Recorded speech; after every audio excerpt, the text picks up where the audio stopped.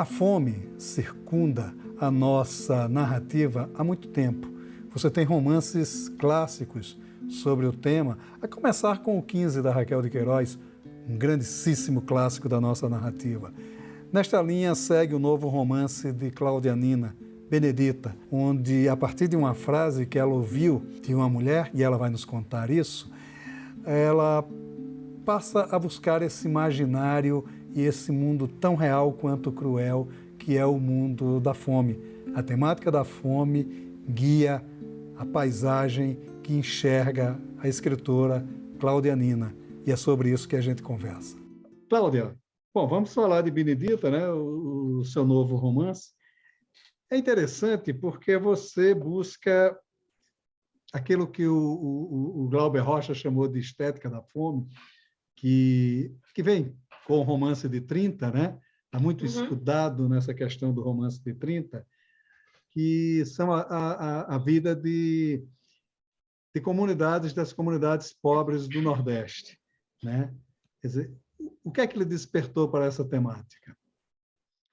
Então, Maurício, o que me despertou para a escrita desse livro, especificamente, foi uma frase. Uma frase entreouvida por uma pessoa muito próxima da minha família. A gente até que não era triste, a gente só não tinha o que comer. Quando eu ouvi essa frase, eu fui em busca da história por trás dela. Ela me impactou com tanta força que eu disse, eu preciso conhecer essa história. Sabe aquela, eu acho que talvez permeada pelo esse meu ímpeto jornalístico, né, que sempre permanece com a gente, não importa se estejamos no jornal ou não, eu acho que já faz parte, né, da minha essência. Então, quando eu escutei essa frase, eu disse, eu preciso, muito antes de saber que formato que teria a minha história, eu fui atrás porque eu precisava conhecer essa história, sabe? Antes de saber que eu poderia escrevê-la, eu quis conhecer a história. Então, eu fiquei muito envolvida porque os relatos são muito contundentes, né? Eu diria que 70% de tudo que é narrado realmente aconteceu. Eu sortei um pouco essa roda e criei novos personagens que não existem de fato, né? Mas que poderiam existir perfeitamente dentro daquele cenário, a tia dementada, a bruxa Serafina, enfim, uma série de personagens que poderiam muito bem existir dentro daquele cenário enlouquecido pela fome, né?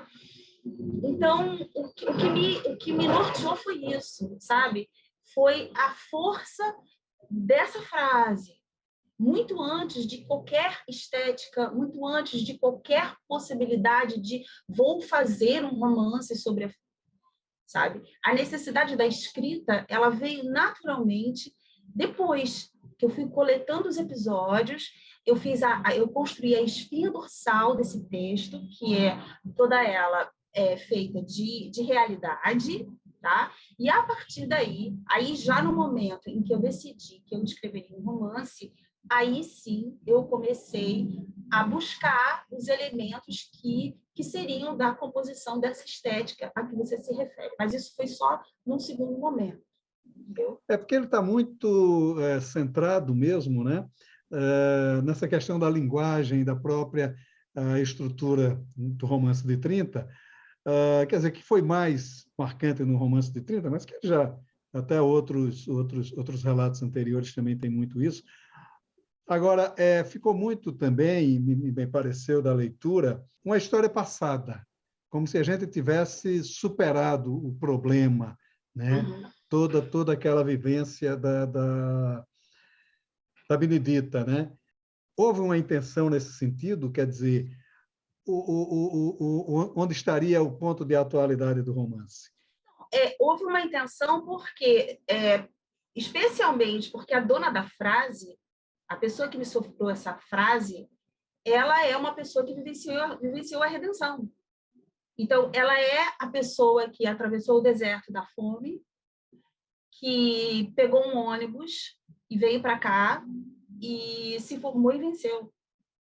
Então, eu acho que eu usei ela como norte para construir a minha Benedita, muito antes de pensar, é o que eu te digo, né? Vou escrever um romance onde as coisas acabam bem, sabe? Eu precisei ser fiel àquele relato, que é uma pessoa que atravessou todas as piores possibilidades, né? Assim, um mundo todo feito contra ela, e aí pegando emprestado fazendo uma reflexão aí sobre a Macabeia, né? A cidade toda feita contra ela, eu diria o mundo todo feito contra Benedita, né? Apesar de todas as contingências, né? Ela tem um final redentor. Então, eu não quis passar mensagem nenhuma, entende? Assim, não foi esse meu objetivo. Foi apenas contar uma história. Essa história de uma menina que cresce, se desenvolve, apaixonada pelos livros e pela escola, e que consegue atravessar o deserto. Então, eu acho que, assim, foi também, assim, apesar de eu tive um trabalho muito grande, assim, com a linguagem, mas no sentido de desconstruir a sua imponência, sabe? Eu quis deixar bastante simples esse relato, para que ele falasse por si só. Apesar de usar alguns instrumentos que são caros, né, como algumas metáforas estranhadas, alguns elementos que já fazem parte da minha construção estética normalmente, né, porque sou eu escrevendo, né, eu busquei simplificar um pouco mais a linguagem, simplificar um pouco mais a estrutura, porque os episódios eles já são tão intensos, né, eles são tão potentes que eu preferi dar uma diminuída no tom, vamos dizer assim, poético, né, para que a linguagem fosse mais simples. E que falasse simplesmente da história dessa menina.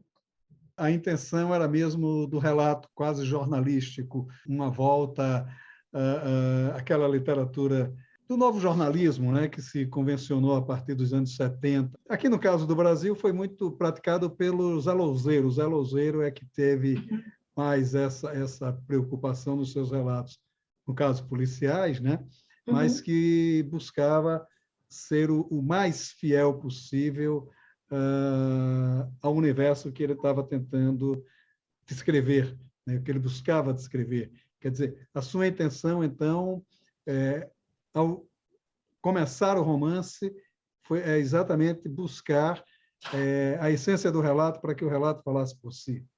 Sim, porém, não só isso, porque depois que eu consegui, que eu fui atrás da história, que eu capturei os seus episódios mais marcantes, eu senti a necessidade de não só ficar nessa questão do jornalismo que você cita, mas eu senti necessidade de povoar esse universo real de ficção. Eu senti, isso foi uma necessidade pessoal. Então, eu inseri personagens, eu criei situações, e que deixasse essa realidade mais polvilhada com a minha imaginação, sabe? Então, eu juntei as duas coisas. Por um lado, tem essa veia jornalística, obviamente, porque eu precisei saber dessa história e eu precisei narrar ela da forma mais simples possível, mas, ao mesmo tempo, eu também senti a necessidade de criar em cima dessa espinha dorsal, sabe? Dessa estrutura.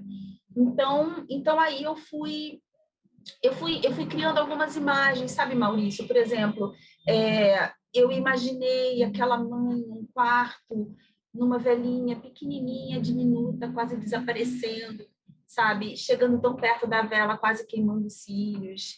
Eu falei assim, nossa, eu queria tanto que a Benedita tivesse um amor, eu queria que ela encontrasse alguém que partilhasse com ela. Aí eu criei o garoto que é apaixonado por ela e que acompanha ela até o final. O meu trabalho nesse livro também foi muito por imagens, sabe? Eu visualizava, eu a partir do momento em que eu capturei todos esses relatos, foi como se eu imergisse num mundo imaginário mesmo. Então, eu comecei, as cenas me vieram a partir de imagens que eu criei, assim, sabe? E aí, a tia dementada no meio da estrada, com aquele lenço, e aí eu fui obedecendo, sabe, essas imagens que eu fui criando, que eu criei. Então, foi assim, um processo bastante interessante, sabe? Assim, essa escrita, ela foi sendo criada assim. E é curioso porque depois eu fui prestar atenção à minha forma de trabalhar. E aí eu percebi, eu faço isso sempre. Isso é uma coisa que eu faço. Eu crio a imagem e, a partir daí, eu vou escrevendo essa imagem. Para a gente traçar um paralelo, no Paisagem de Porcelana, as paisagens são muito diluídas, mas elas são difusas, né? Aquilo que o Toulouse-Lautrec buscava fazer, né? Com aquelas paisagens meio que derramadas, né? E nesse livro, me parece que você optou mais por falar do humano, né? Embora tenha a paisagem, mas a paisagem me parece que ela é secundária, ou foi impressão minha? Mesmo em paisagens de porcelana, assim, eu acho que eu também faço essa conexão entre paisagem de fora e a paisagem de dentro, sabe? Eu acho que essa conexão paisagem, ela já existe em paisagem de porcelana de uma outra forma, né? Por exemplo, a cena da Helena andando num dos canais ali no momento em que ela está absolutamente morta por dentro, e ela diz, é como se os prédios eles caíssem, eles tombassem em cima, porque aí eu imaginei a travessia no canal e aqueles prédios estreitos de Amsterdã que eles são meio tombados para frente, então eles dão aquela ideia de que vão cair assim em cima de você, e aquele cenário também daqueles canais concêntricos, né? Parece que você está imerso ali naquele labirinto assim circular. Então eu acho que é diferente, claro, né? Porque as histórias são bastante de água, né? Ela está presa num labirinto de águas, né? E a história da Benedita é uma história árida, né? Absolutamente seca, né? Uma paisagem que corresponde ao interior também das personagens.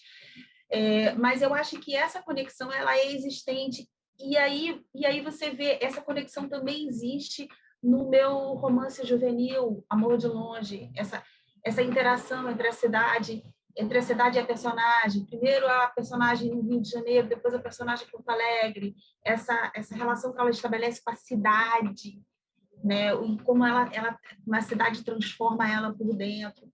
Então, assim, se a gente for ver em alguns dos meus trabalhos, né, principalmente nos romances, essa conexão paisagem de fora e paisagem de dentro, ela se estabelece de formas diferentes, mas persistentes. Você trabalha com alguns personagens, eu não digo previsíveis, mas pelo menos que já está no imaginário. Eu estou falando no caso do Benedita. Ela está no imaginário coletivo, né? O pai bêbado que oprime a mulher, a submissão da mulher. Alguns personagens que estão no imaginário coletivo. Também houve uma intenção em salientar essa vivência que é uma espécie de chavão dentro do imaginário narrativo brasileiro mesmo? Houve uma intenção de seguir o fim daquela história que me chegou através daquela frase.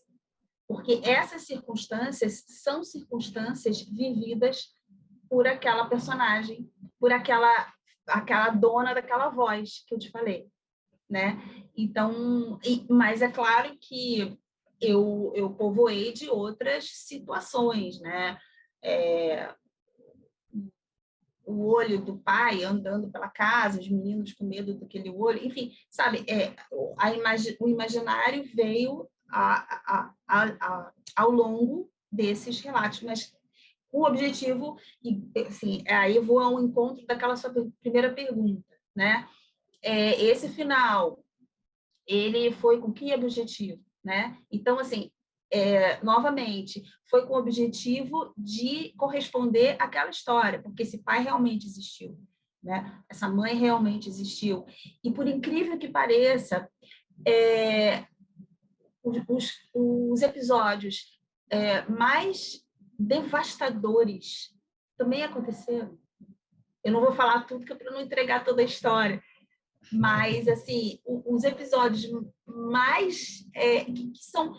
Quando eu ouvi, Maurício, eu custei a acreditar. Eu disse, gente, como que pode, né, essa pessoa estar de pé hoje e ainda ser capaz de trazer na memória generosa a seguinte frase: a gente até que não era triste, a gente só não tinha o que comer, depois de ter vivenciado tudo isso.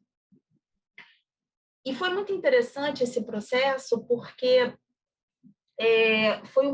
foram 6 anos, né, mais ou menos, de trabalho, né? Essa amiga nossa, né, da nossa família, era também amiga do meu pai, já falecido, né? Meu pai também do Nordeste, a família toda do meu pai, inteirinha, é do Nordeste. Então, eu cresci ouvindo histórias, sabe, Maurício, assim, histórias muito particulares daquela região, sabe? E foi muito interessante que o meu pai ele queria muito que eu escrevesse essa história, sabe? E alguns dos episódios, quem me narrou foi ele, porque como é amiga dele também, e narrou para ele, e algumas coisas ela esqueceu. Então, Cláudia, às vezes na mesa do almoço, tem esse episódio também. E a gente conversando, ele me narrando. Então, teve muito desse elemento oral, sabe? Dessas histórias passadas de mão em mão, sabe? Teve um dia que, de repente, chegou no meu e-mail, me lembrei de mais um caso. Ele, aos 80 e tantos anos, pegou o e-mail e mandou para mim: olha, se não me engano, foi a cena das Havaianas, que eles recortaram as Havaianas no meio, fizeram monstros juntando pedaços de Havaiana que tinham sido comidas pelos ratos, enfim. Então, assim, foi muito interessante, sabe, a confecção desse livro. Agora, há um outro aspecto do livro que a relação da família ela se pauta pela sobrevivência. Então, os atos todos estariam perdoados. Entre eles, eu estou falando não da autora, mas dos personagens, né? Estariam todos ali perdoados porque era uma questão de sobrevivência, né? Quer dizer, reconfeccionar as sandálias havaianas, enfim, todos os pecadilhos que eles cometeram foram em favor da sobrevivência e que isso lhes daria um perdão até do próprio padre, né? O próprio padre que de certa forma, santifica um dos ministros, né? Quer dizer, como é que foi isso também? Quando eu entreguei, assim, esse livro, assim, eu fiquei trabalhando nele durante muitos anos e assim, quando eu entreguei, assim, a última versão para a editora, ela é muito diferente da primeira, né? Então eu acho que eu intensifiquei os conflitos, né? Eu fiz menos concessões, sabe? E eu acho que eu deixei mais cruel, entre aspas, porque era assim que eu queria a história. E aí, quando eu entreguei à editora, Cláudia, você tem certeza que esse capítulo, que eu especiei, eu não vou contar, você quer deixar assim mesmo? Assim, ela é bem delicada, assim, né? A história sua, assim, mas você tem certeza? Assim, tenho, Letícia, eu tenho certeza, assim, eu quero entregar exatamente assim. E eu não quero saber se eles vão ser perdoados ou não, e como é que vai ser, tem que ser assim. Eu não quero minimizar, sabe? Eu quero que seja assim, eu estou sentindo que precisa ser assim. Então, Eu acho que, na verdade, eu não sei se justifica pela fome, Maurício. Eu acho que é o que deu para ser, sabe? É o que deu para fazer, que eles estavam ali vivendo naquela situação e não dava para fingir que não somos bonzinhos, nos amamos todos, vamos, sabe, o amor vence tudo, vamos, sabe, a realidade ali não era isso, sabe? Se eu fosse fazer isso, eu estaria querendo deixar uma mensagem. Eu não quis escrever deixando uma mensagem, entendeu? Eu quis escrever o que é. A situação era aquela ali, entendeu? É um livro intenso, é um livro muito forte, mas como é o seu processo de escrita? Você disse que ele nasceu de uma frase que a própria editora tentou lapidá-lo, digamos assim, ou pelo menos... Como é o seu processo criativo? Como é essa história de escrever? Então, assim, eu começo a escrever e eu desenvolvo as minhas histórias mentalmente. Assim, faço pouquíssimas anotações. A maior parte do texto se desenvolve toda ela na minha cabeça. Faço assim algumas breves anotações para eu não esquecer de coisas que não podem ser esquecidas, mas eu vou desenvolver. Eu só chego ao computador quando eu sei dizer o começo, meio e fim. Eu sei aonde eu vou chegar. É raríssimo eu chegar na frente do computador sem ter a menor ideia do que eu vou escrever. Aliás, isso nunca aconteceu. Então, é um processo todo que eu vou elaborando, é uma coisa muito... Assim, eu vou elaborando no meu dia a dia, sabe? No meio da rua, resolvendo minhas coisas. Eu tenho 2 filhas. A minha vida é uma loucura, assim. É muito pouco tempo para as coisas. Então, eu faço muita coisa sozinha. Então, eu vou criando tudo dentro da minha cabeça, sabe? Todas as minhas histórias. É claro que Benedita eu tive que fazer anotações, né? Fiz gravações, porque foi muito longo o processo, né? Então, assim, 6 anos, essas primeiras garimpagens foram há muitos anos atrás. Então, se eu não tivesse anotado tudo, isso teria se perdido. Eu não tenho cabeça tão boa para isso, né? Mas o meu processo é esse. Entende? Então, assim, quando eu chego ao computador, eu vou botando forma, eu vou estruturando, mas já tá tudo na minha cabeça. Já sei mais ou menos o que eu quero. Mas há o processo de reescrita, de Não, retrabalho. não, o processo de reescrita é obsessivo, é doentio. Mas assim, é tranquilo, eu não tenho pressa nenhuma de entregar um original, nenhum, sabe? Os meus livros, eles demoram, sim, muito tempo, 4, 5, assim, eu vou elaborando, eu não me coloco nessa pressão, tenho que entregar, vou entregar um livro por ano, não, assim, de jeito nenhum. Eu vou no meu tempo, vou escrevendo do jeito que dá, mas aí, quando eu entrego, eu tenho certeza que era isso que eu queria dizer, dessa forma. Eu acho que tem isso de bom. Né? Demoro, mas eu acho que eu consigo chegar aonde eu queria. Porque é muito complexo, né? Eu vejo muita gente dizer que nunca parou de escrever um livro, né? Nunca deixou, nunca escreveu em si um livro, né? Sempre desistiu. Tem uma hora que Não, chega. mas tem uma hora que não. Mas aí a terapia ajuda, né? Porque você também, aí assim, você também tem que fazer esse processo, não. É isso aqui, chega. Senão você fica num processo obsessivo o demais da conta, né? Aí sim, aí a gente não consegue ser escritor, né? Maravilha. Cláudia, muito obrigado pela sua participação aqui no Leituras. Eu que agradeço, Maurício, imensamente o convite. Parabéns pelo seu trabalho. Muito obrigada pelo convite.